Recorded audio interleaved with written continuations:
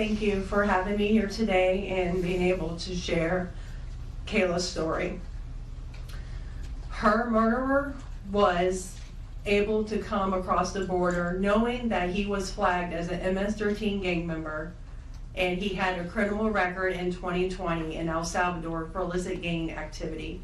He came over as an unoccupied alien child, saying that he was afraid of gang activity in his country.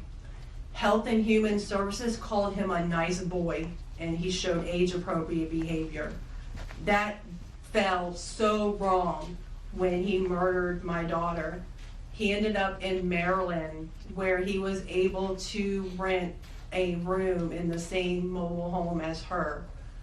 We thought it was a legit company that were renting out these rooms, but it turned out that it was another illegal immigrant who owned these mobile homes, and he knew Walter from El Salvador. He knew him and allowed him to rent a room with my child. Kayla just turned 20 years old 3 days before she was murdered. Her murderer was only living there for 5 days before he viciously strangled her, raped her, and left her on the floor like trash and robbed her of $6.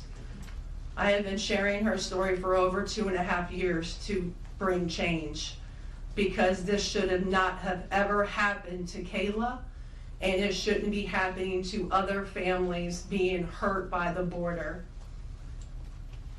Homeland Security did not do their jobs. They did not check his background.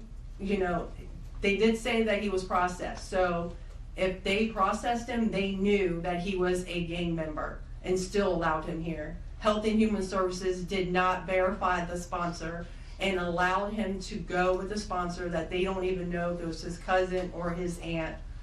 And he was able to leave the sponsor's house to go live wherever he wanted.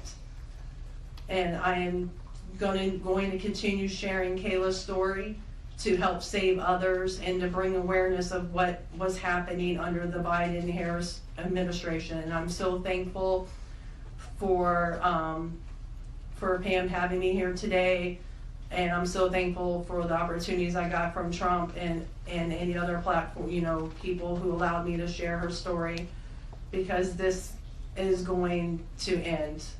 No other parent should suffer by having their child murdered by somebody that shouldn't be here.